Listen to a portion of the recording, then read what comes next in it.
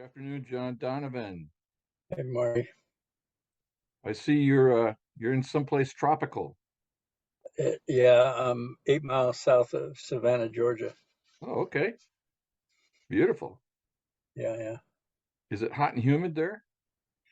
It is not. It's mild, and I haven't checked the humidity, but it doesn't. It feels low. Okay. You might be in San Diego, Yeah, yeah. weather-wise. Yes. Mm. Yeah, yeah. So, Marty Keller here in Sacramento, where the weather is absolutely picture perfect fall weather. And John Donovan there and just outside of Savannah, Georgia. And we're here to talk about intentional living, talk Hmm. about accountability practice, and topics all topics around that. One of the things that you and I have talked about this a lot, and it's always worth revisiting, is the what do we do this for question. Hmm.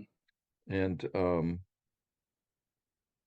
oftentimes, people, when we're in the beginning of recovery, and we usually come to recovery because something in our life isn't working, and we don't know it, we can't figure it out. I Right. mean, my own experience is the stuff that used to get me through the tough times wasn't getting me through anymore. And by stuff, I don't mean drinking or anything, just kind of the gritting my teeth and plowing through and um, holding on. It just wasn't working. I was too. My experience was I was too scared anymore, Yeah. and I didn't want to. I didn't want to go to work, and so that's when I realized, well, I can't do this on my own. And Right. I took the first steps toward led me to this conversation. So, but at the time, I didn't know that. All I wanted was relief. Yeah. I didn't have any clue that there was something on the other side of relief. Yeah. My statement was I just got sick and tired of being sick and tired. Right. Yeah. And so I'm thinking about someone who might be watching this for the first time, and maybe he or she's had some experience with a 12-step program of some kind, adult children of alcoholics or Alcoholics Anonymous or NA or any of those groups. Maybe there's other modalities that people have used to uh, deal with these demons that they've had.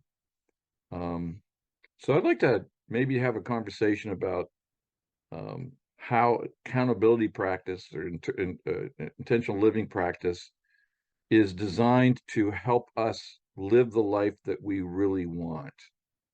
Yeah. Because Yeah. when you look at the picture of the tree at the very bottom, it says intentional living. Hmm. And so I go through all this process to get to, not my words, what I get the life I want to live, unencumbered by the scared little boy inside who's not willing to go there, who wants to stay safe in family of origin body chemistry. Right. And so, like, let's talk about the light at the end of the tunnel. We can talk about the tunnel too. I'm into that, but Okay. Um, I was 10 years, 12 years sober, and started AA, and then went to Adult Children of Alcoholics, which was my main group. And I still found myself struggling in relationships, struggling with communication, irritated, agitated, otherwise annoyed, and alone. Um, and I was 12 years sober. Um, and then I went to, and this is where intentional living started. There's a lot of aspects that contributed to how I put this body of work together, and one of the main ones was me going to my own violence intervention class to stop my violence. And I went in there just thinking, well, I really don't need this. Um, I need to do something. I tell people I volunteered to go, but I was given an ultimatum actually, so I didn't volunteer. I went there because somebody said, if you don't, I'm gone. And So you voluntarily agreed to submit to the ultimatum. yeah, I volunteered. Yeah, yeah. So um, and when I went there, um, just things started becoming more clear. Me owning the truth that I'm an alcoholic began my sobriety, and then 12 years later, me owning that I was violent. Once I understood the scope of the violence I did, which I thought violence was physical. And when I went into my first class, he explained that it's a communication style and it's emotional, verbal, and physical. And he laid out what types of violence, emotional, what types of violence, verbal. And I got it that my communication style was coercive, controlling, and use violence to get gain the control and keep the control I was looking for. And I didn't even know I was looking. I was controlling. Um, so that was part of my tunnel. And after 12 years, I was ready to hear this next step. Um, and then all the material, the accountability tree, what's blocking me from having what I say I want, and then finding myself in patterns of behavior, which my pattern of behavior was, I'm going to say, rageaholic, violent communication style. Um, and it was 6 years later that I started putting this material together. I got a job at Sacramento County Jail with violent offenders and addicts, um, and um, I found that telling the truth about where I found myself, it worked with alcoholic. I admitted I was an alcoholic, and then when I admitted that I was violent, I used a violent communication style. That was the beginning of the end of whatever I named. Um, and in the accountability process, um, that's the practice is naming the results of where I find myself.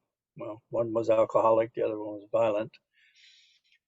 Having been raised in a dysfunctional alcoholic home, and just saying that truth without blame or judgment, and then feeling the truth, the frequency of that truth, which validated the pain, which orchestrated the alcoholic and violent communication style, and then said what I wanted to replace that with using the word intent. Alcoholic, well, my intent was to come back to the meeting and continue to go to meetings. Um, my ownership of my violence was, at first it was to be nonviolent, and then I changed that to it is my intent to have a cooperative communication style, um, or to be at peace, or to be kind, to be generous. So I don't know if I answered your question, or I don't Well, know. But I think it's the start because of as I'm hearing what you're saying, you were still in a mode of dealing with things that weren't working for you. right. So I would like to hear um, when did you get to the moment that you realized that you were doing all of that work in service of a greater truth for yourself? That is to say, you were doing this to create the life you wanted to be living. I don't know if I was conscious enough, even after 12 years, to name it. I just wanted to be sober, and I'd say I just want it to be okay. I want everybody to be okay. I want everybody to be happy. Which is another devious form of control. Um, um, I went to a workshop like a couple of years before I went to my violence center, or was it after? And the question they asked me is what do you want to get out of this workshop? And every participant named something. And then I walked away from that workshop with that, based on how they orchestrated the workshop, um, which was an experience I brought to, again, putting together this body of work. Um, I did I took a class to facilitate a 12-week Breaking Barriers workshop in the jail. The Breaking Barriers 12-week workshop was created by somebody that was in jail and created it for people who were incarcerated to build a foundation so when they got out, they could stay out.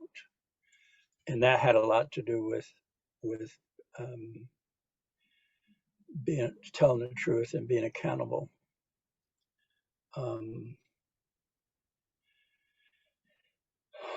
um, yeah, so I just got lost there. Okay. What I know about you, and this is, I'm fishing for this uh Keep fishing. this share, Yeah, is yeah. at some point in time, it must have dawned on you that the life that you were living was exactly what you wanted to be doing. Oh, That it was more than just I want to be sober, or I want to have a cooperative communication style. Like those were explicit experiences that you wanted to have, but on top of that, there's something else that comes from achieving those experiences or those habits.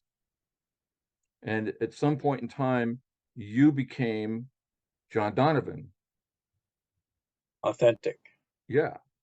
And Yes. started you started having your life be what you wanted it to be, not just in terms of sobriety or communication style, but in terms of everything.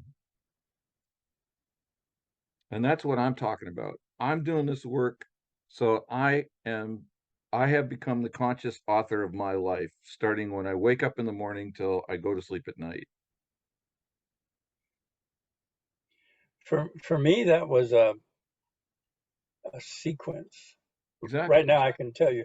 Right now, I can tell you who I am, where I am, and what I want. Um, but I didn't know how to ask for the capacity to tell you who I am. I'm a gentle, loving, empowering whole man. Where am I in the process, in the struggle of life? What do I want is to share this information that I have that gave me a breakthrough into my authenticity with as many people as possible in the shortest amount of time, which gives me meaning, purpose, and there's nothing I'd rather do or nothing I've been doing for the last 25 years except talking about accountability and how this came together, and then um, taking people into the experience of healing, which is me. I healed from my alcoholism. I healed something inside me that drove me to alcoholism by owning that I was an alcoholic in a safe place. I was in a AA meeting and everybody was on my side. There was no blame, no judgment. They may, when I said it, hi, my name's I'm an alcoholic, they may even have clapped. Um, and I felt safe. And that was that moment, that utterance, that truth was the beginning of something new. And I'm still putting it together. I'm still, see, I, even after 35 years sober, 25 years doing accountability, I still get to ask for what I want. And I know that there's things I don't know, even about what I'm asking for. It is my intent to live a life of peace. Well, I've come to a sense of peace that has nothing to do with what was in my head when I first said it. It's what peace is, not what my projection of peace and everybody's be okay. I'm actually experiencing peace in turmoil, in the drama, and I have a sense of peace because, again, I know who I am, where I am, and what I want. Um, um, Well, that's what I'm talking about. yeah, I'm talking yeah, about this process has allowed you and has allowed me and many other people to step into that experience. yes, I know who I am, I know what I want, and I've got these tools to help me continue to deepen my awareness of those things, those experiences. yeah, yeah.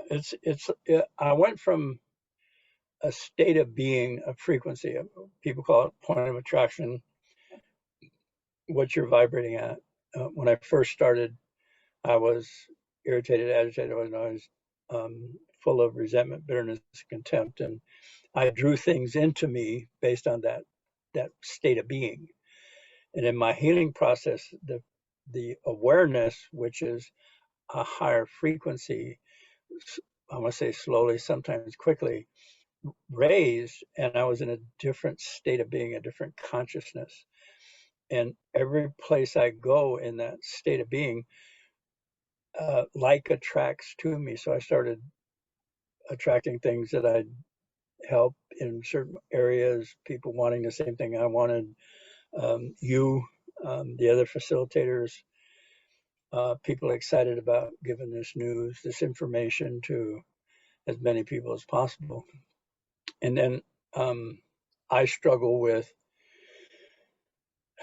an efficient way to transfer this information or to guide people through this process, the experiential process, so that they have it and then they can just you know use it in their everyday struggle. My goal is to have my Saturday morning Zoom group and nobody show up. Everybody's out doing their life. Everybody's engaged in the struggle, their struggle, and making a difference in the world based on what they want, how they see it. Um, so Yeah, so that's really the observation I was trying to get to. Hold on one second here. Um, mhm. which is that there's life on the other side of the struggle, Yes. Oh my but God. the struggle is unavoidable. So one of the four constants of relationship in your work is move toward the pain, Right. which is the opposite of everything I had habituated myself to until I came across that injunction. So most of our addictions are the the seeking of some kind of feeling to substitute the pain I don't want to feel. Right. Yeah. And so so there is the there is the mounting Calvary. There is going to the crucifixion. There is the I got to face I got to face this if I want to if I want to transcend it. Right. And but I'm doing it because on the other side of that there is the resurrection. I'm getting Christian mystical here, but that's kind of what I think that story is about anyway, is Yeah. that Yeah. on the other side of this pain when we just surrender, I'm an alcoholic, I'm violent, I'm arrogant. So mine is I'm Right. arrogant and entitled. Um, that willingness to commit to the pain that may awaken in me, that thing you call that vibration, that's in alignment with the original feeling. Right. It it's actually the way it gets healed. Yes. I don't know if it's AA or where the you have to feel it to heal it. Yeah. It could be adult children of alcoholics, or could be like um, some therapist or PhD. But yeah, that's a it's become a saying. You got to feel it to heal it. And in stating the truth of where I find myself, I'm an alcoholic. No blame, no judgment. This is key. No blame, no judgment. Sometimes that's in stating the truth and then taking a deep breath, because when I'm breathing, I'm not thinking. Um, there's that truth has encoded in it the trauma that motivated the behavior to avoid the trauma. Or Gabriel Mate say it's not what happens to you, this trauma. It's what you perceived happened to you. That's not quite right. Um, it's your perception of what happened to you that is the pain. And that perception, as a child, being oh, there's a word I'm looking for. Um, let's say abused. I have no defense except what my body has, which is fight, flight, freeze, please. So I would go into a freeze mode where I would, in the mystical aspect, I would leave my body, or I would freeze to make it through whatever that trauma was, whether it was my dad yelling, screaming at me, or somebody spanking me, beating me, um, or abusing me physically or sexually. I would freeze, and that emotion of terror would get stuck in there. So the goal was to recreate, and this is stuff from Adult Children of Alcoholics, is that we recreate our body chemistry of our childhood. So my body chemistry in this freeze, sometimes fight, flight, mostly for me it was freeze, and for little people it's mostly, I'm going to say, freeze. Um, the body chemistry is adrenaline and stressors and staying stuck. So that's my body's way of surviving. So when I grew up to be an adult, to survive whatever issue, it's like somebody cutting me off on the freeway. I go back to what worked subconsciously. This is subconsciously. And somebody cutting me off, I go to fight, which is scream, yell, hit the steering wheel, honk the horn, get in front of them, slow down, do some kind of violent or coercive behavior, um, or mean mug them.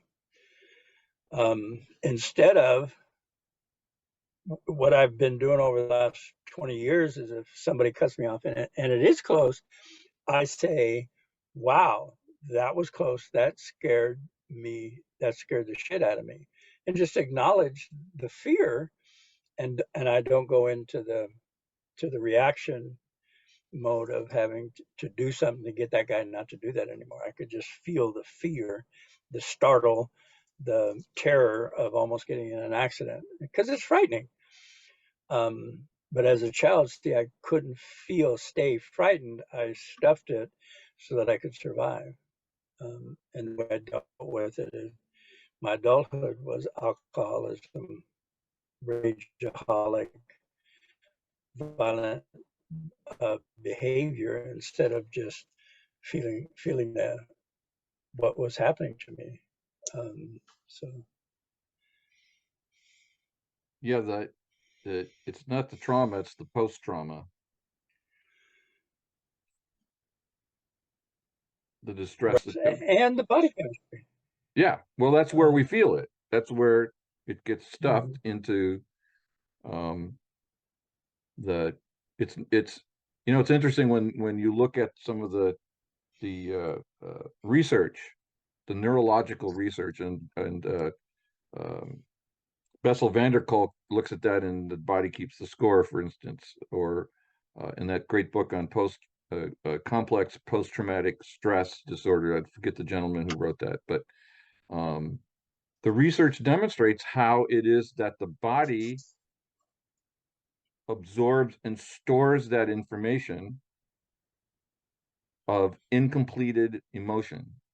Right. And so it becomes like an imprint. Or uh, uh, uh, an analogy would be it's like a computer program. Yeah. So every time I launch Word, the same template comes up every single time because that's the program. Right. Yeah. And same thing with this addiction to family of origin body chemistry. I notice it myself, and we've talked about this on the podcast, that in times of stress, what I notice is it's the same feeling state. Yep. It's never a different one. It's always get me out of here. I'm not safe. And the feeling is stress and anxiety generation and agitation. Um, it's like, well, yeah, that's what it must have been like for me when I was 3, 4, 5 years old.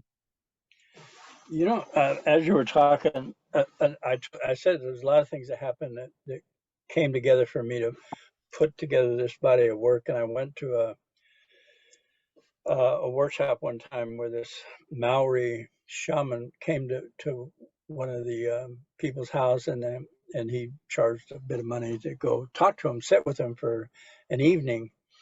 And during that session with him, there was, I don't know, 15, 20 people there.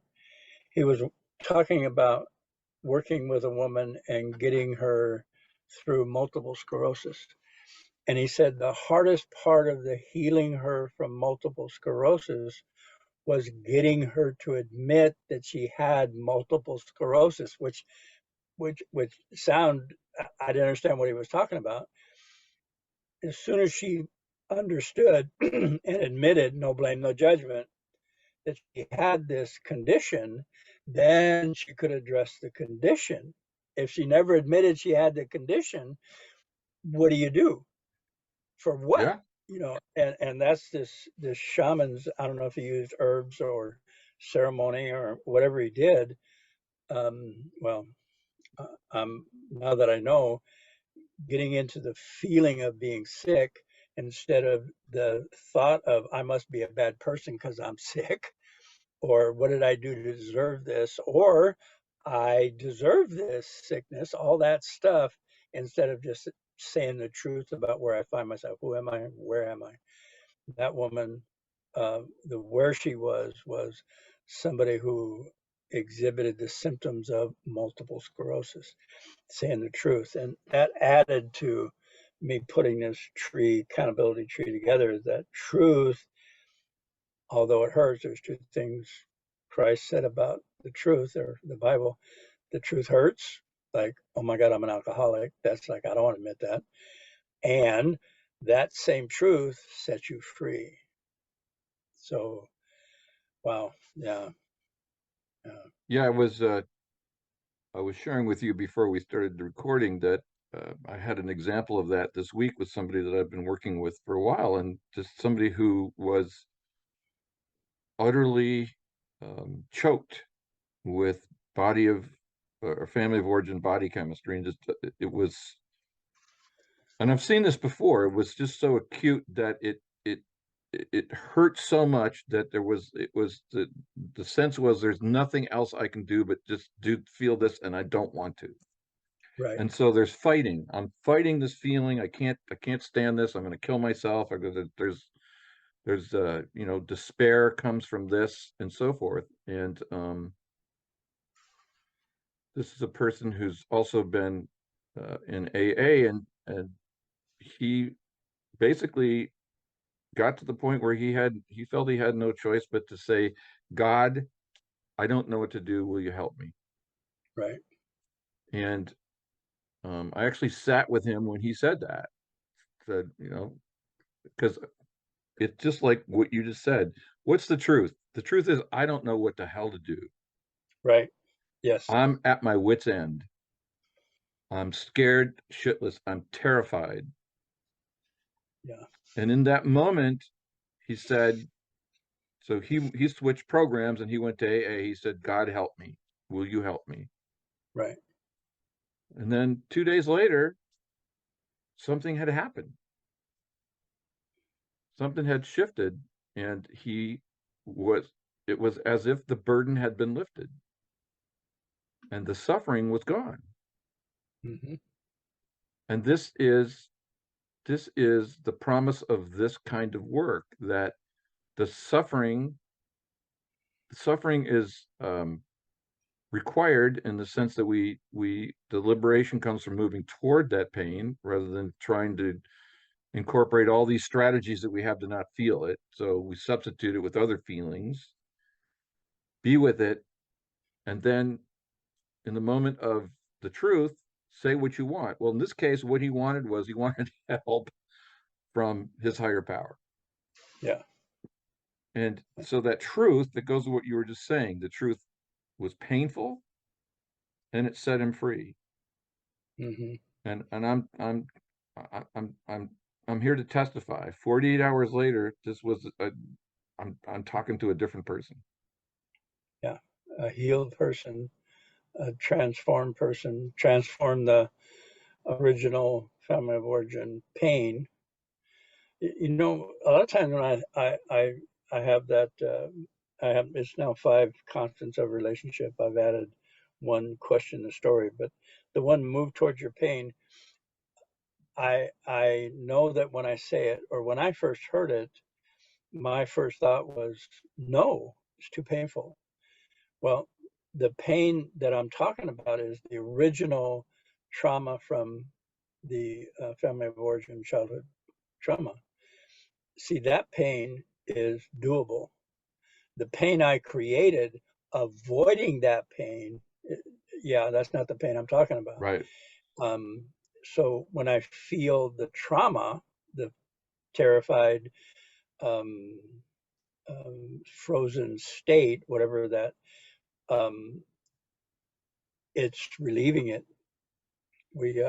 I sent you a video. This woman, Lori Lads, talked about emotion Yeah, we watched being that in the something. last podcast. Yeah, um, that you just allow the emotion. You don't even name it or fight it or try to change it. You just allow it to move through you, and your body knows how to heal.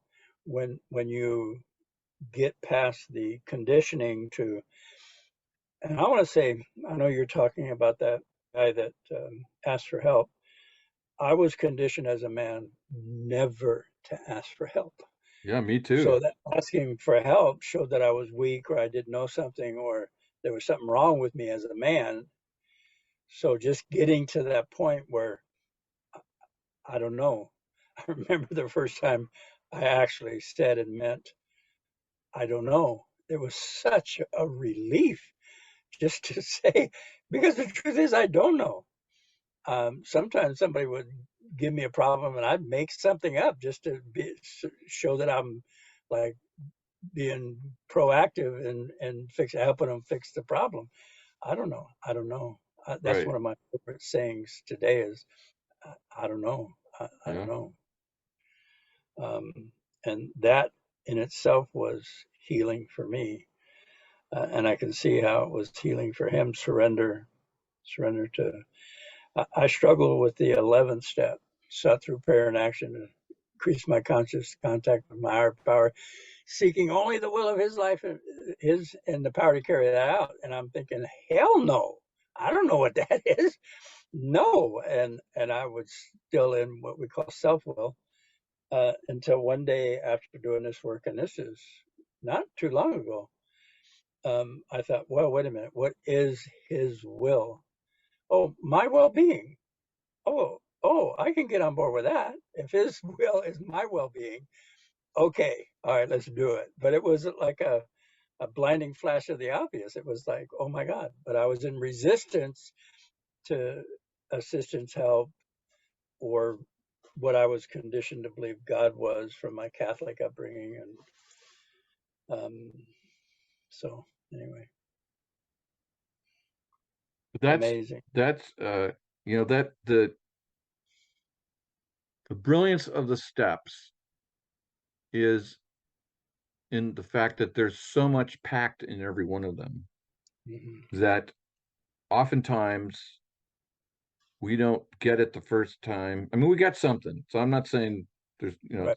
it's not like written in an opaque language or something, but it's full of so much depth and meaning that every time we go through it, just like doing the accountability practice, there's new things to learn. Now, part of it is I change, so I'm bringing something new to it.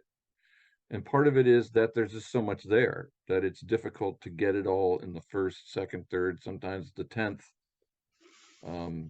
pass through. I mean, I find it instructive that you're talking about the 11th step and you've been in the 12-step work for however long, 35 years, and then, Yeah.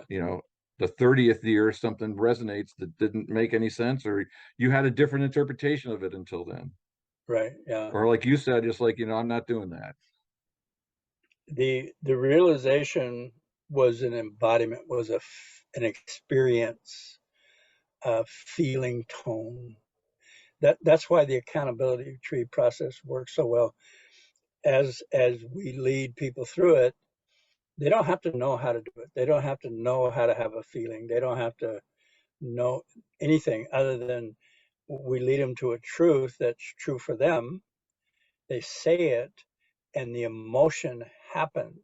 It doesn't, like, they don't have Right, to look for it, and they don't even have to name it. And when it happens, that feeling from the truth is the healing in the feeling, initiated by the truth. And in that state, that awareness, that raising of consciousness, which is a higher vibration, I lead them, you lead them into creating an intent from that frequency, from that state. Like mine was, I'm violent. Whoa, oh my God, wow, and I intend to be kind.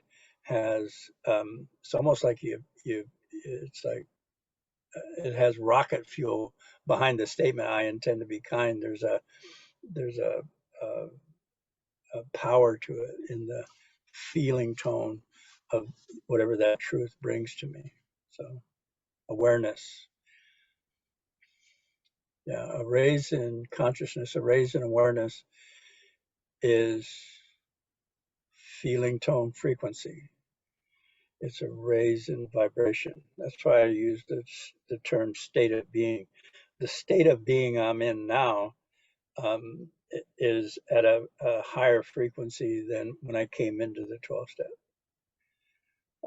which allows me to increase my sphere of concern. When I first came in to recovery, my sphere of concern was real small. It was me, my truck, my gun rack. Don't fuck with me. And now my sphere of concern is global. I'm going to say even, um, um, the solar system, the galaxy, that the whole whatever's going on, which I don't pretend to know, but my sphere of concern is to know what's going on and get through this life the best way I can to enhance my life. And as I'm doing that, I enhance the lives of the people around me. right. Well, and it's also interesting because when you know that you have moved from a certain frequency of vibration to a different one, you can infer that there's probably more to come. But yeah, yeah, yeah, you can. And I so have. that, And I'm looking yeah, forward to so it. again, that's part of the message I wanted us to share today is that we engage in the work of recovery in order to experience something that we couldn't experience before. Right, And we put different words to this again in intentional living. It's to live the life I want or to live the life I intend to live. You can call it's freedom to be me. right, There's lots of different ways to characterize this, but this is what we're talking about.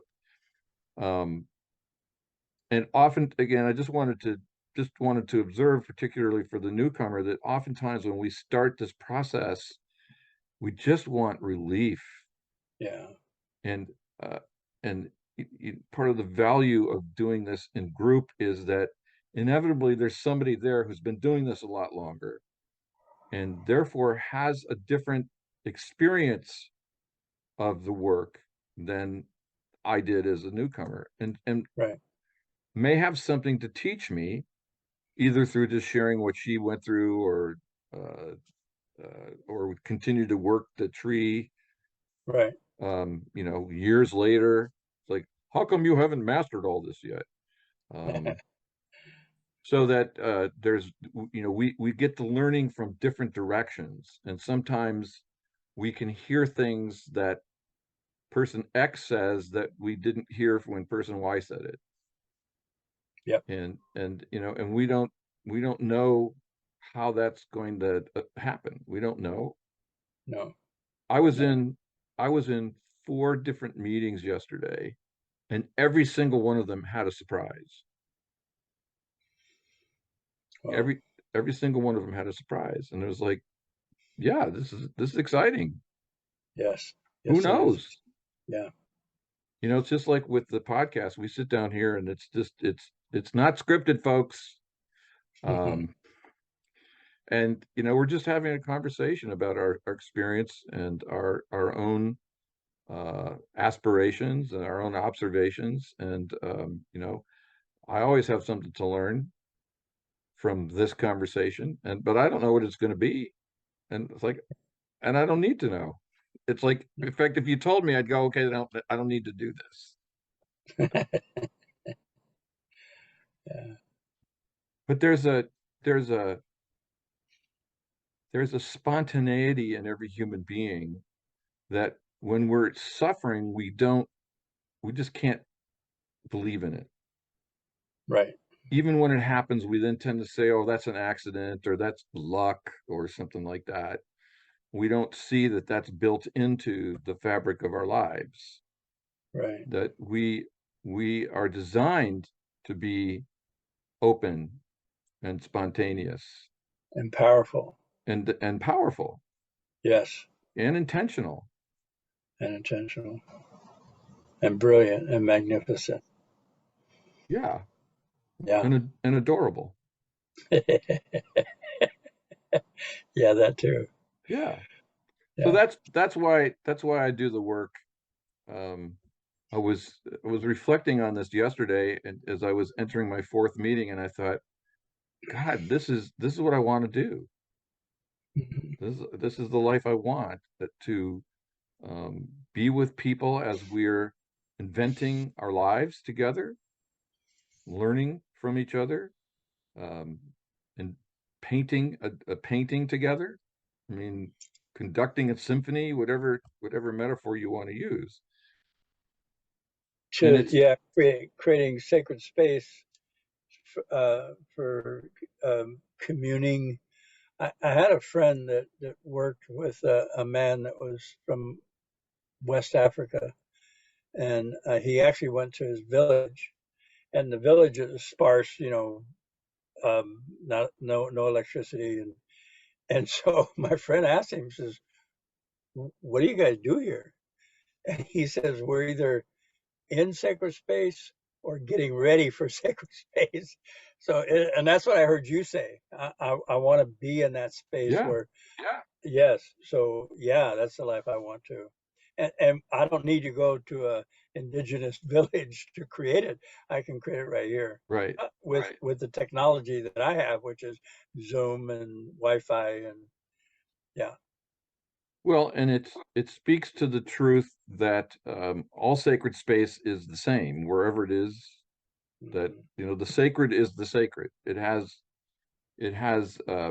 we have different ways of approaching it, as the gentleman was saying. We're preparing for this, but when we're there are certain things that are true regardless of the circumstances that led us there. Yeah. There's that sense of spaciousness. There's that sense that we lose track of time. Yep. We have a sense of, for me, it's a sense of quiet joy and satisfaction. It's it has me on the edge of my seat, leaning forward, wanting to not wanting to lose any nuance that might show up, Right. to participate in something that's about to happen, which any one of us could instigate what that something is. It's like you just never know. Yeah. And so Um, now you're in the presence of the sacred, and the message is the message I want to share is that that sacred is always there. Sacred is always there. And one of the things that we're learning in this work is to identify with that as who I am, rather than this wounded, scared little kid who hates himself, wants out. And that scared little kid is also of the same sacred substance as the one that can have the insight about it. Right. Yes. And Yeah. that little kid, it's really sometimes hard to convey this, John, that little kid that each one of us has or had, as he or she was going through this developing part of his life, had the power to create his own or her own sense of safety. Yep. I mean, again, given what a 3-year-old knows, which is nothing, a 3-year-old doesn't have a developed mind yet that can know anything in the way that we can talk about that as adults. So the little kid has body knowledge. Mm-hmm. And it's just like you were talking about the the the video from last week. The body knows how to do it. Yep. And somehow our little kids uh, apply that knowledge, that unformed, unconscious knowledge, and find a way to get through. Yep. I mean, it's To brilliant. survive. Yes. It's brilliant. And that and so oftentimes what we find, what I found in doing the work is that um, I began to start to appreciate little Marty and to befriend him and realize that that's all he ever really wanted. Mm-hmm. And those little kids don't know how to say that. They don't know how to go, I just want to be loved. Right. All they know is how to feel that, how to how to initiate that family of origin body chemistry, that feeling state. So it's like what I know now is when I get into that anxiety energy that's left over from that period. Oh, it's just little Marty feeling lonely. Yep. Yep. So It's let me an pay attention. opportunity to nurture and love yourself through Yeah, in the terrified, in the confused, in the uncertain, in the yeah. right. And that's how we generate that peace that passes understanding. Yeah. Yeah. It goes back to what you were saying about the gal with multiple sclerosis. It's like I'm accepting that that's how I am. Right. I'm Yeah. accepting that inside of me there's a scared little kid who's addicted to feeling this certain way, Yes. and that it's perfect. It's perfect, and I'm grateful to him for being able to adapt himself to create survival so I could get here and do this work. Exactly. Yeah. And if I didn't get the parenting I needed, I can now get it and apply it years later Yes. To myself. to myself. Be, be my own loving parent Right. as a adult children of alcoholic state. And then supporting you and everybody else who is working this together in in achieving that. Yeah. Yeah. So that's the miracle. That is a miracle. Yeah. So the message is there is um, there is liberation on the other side of the suffering. That Right. we move toward that original pain, as you were saying, the pain of the original trauma that we developed a fight, flight, freeze, please response to, um, in order to finally liberate it so it can finish moving through the Yep. tissues of our body Yes. and get free, Yep. unstuck, if you will, Yep. and then clearing the deck to, okay, what do you want? Yeah. What do you want? I had breakfast with a friend of mine today from my church, and she said, I'll never forget. I came up to you a couple years ago and I said, Marty, what's heaven like? And she said, I'll never forget what you said. You said, well, what do you want it to be like?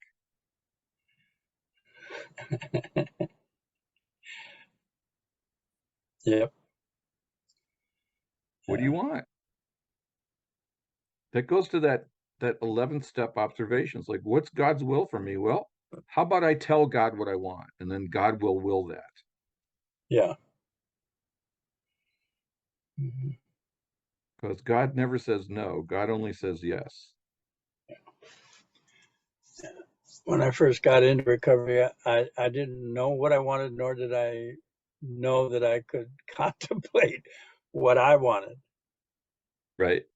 uh, Yeah. other than what was expected of me as a man or husband or father.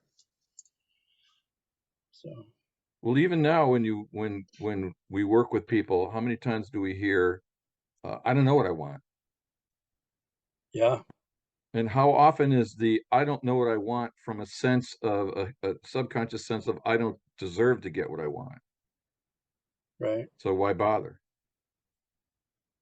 Yeah, yep. I told you that story about um, when my dad went to the workshop that you did in Detroit all those years ago, Tell me again. and he after the workshop, we talk. And I said, "Well, how was it?" He goes, "That damn John Donovan, he kept asking, what do I want?" It's like, how do I know what I want?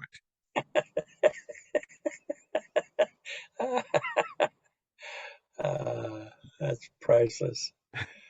He was That all is, incensed. yeah.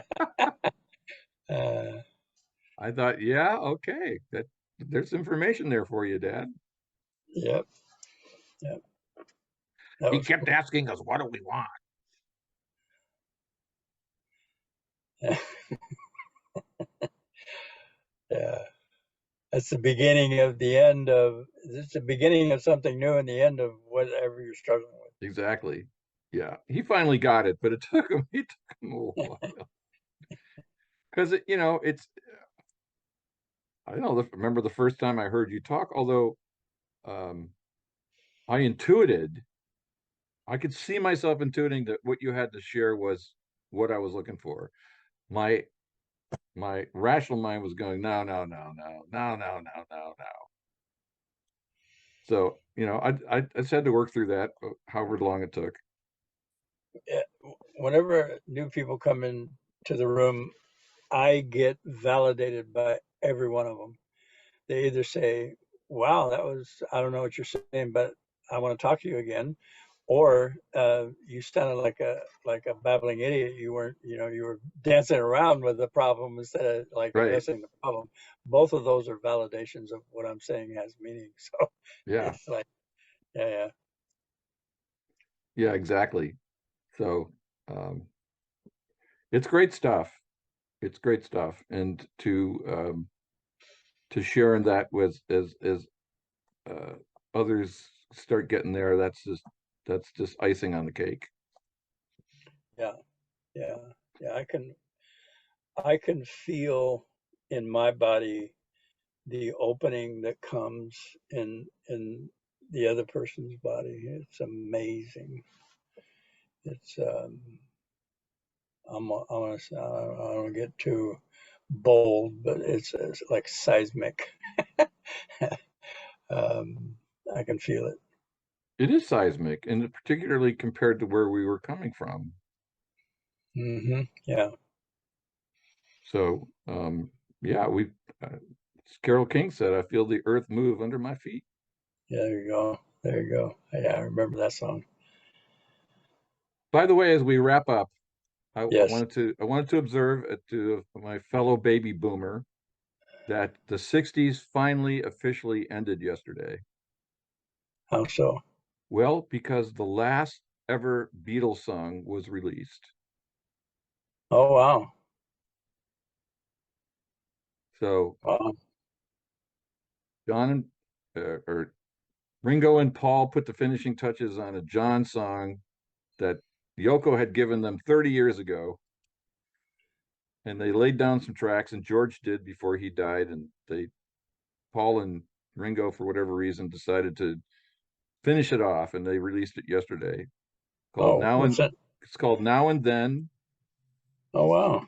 It's on YouTube, and so the '60s are finally over, 60 years later.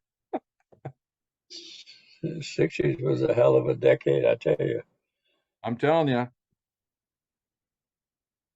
So all of our fellow baby boomers, and maybe those of you younger who enjoyed the Beatles, go check out this final final Beatles song called Now I and got it. Then. I got it queued up here. I'm gonna listen to it when we're done. All right. Okay. Well, before we say goodbye, is there any last words of wisdom or Yeah. Let me read this. Um, I call it a poem, but it's a something that came to me. It was when I write this, whether you call it a poem or a saying, there's a feeling tone that comes, and then I do the best I can to because I've struggled with, what do you do? What's intentional living? It's like, I don't know, come on down. It's like, come join us. It's to explain it. Here's what I wrote. It's short. It's not my intention to explain intentional living, but to shed light on esoteric concepts that generally elude understanding. The why of my behaviors, patterns, and expectations come from a seeming ethereal, subconscious, elusive, and shadowy source. Accessing subconscious, subjective, and enmeshed experiences is the domain of the subconscious. It's that place of no words. It's a feeling place. I have the experience of that no word place. And having gone there, I emerged into a sense of myself instead of an ability to articulate the who or why of me. The actions in which I find myself become fluid and flowing. And again, I don't go to the explanation of myself, nor do I care to. I am being myself. That speaks volumes.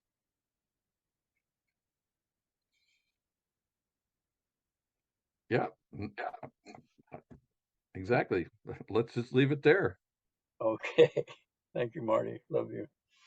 I love you too. And for those of you who would like to check out an essential living meeting, we have meetings on Monday and Thursday nights at 6:30, Wednesday afternoon at 4, Saturday morning at 9, 8:30, 8:30. sorry, all Pacific time, all on Zoom. If you'd like to get the Zoom addresses, send me or John an email.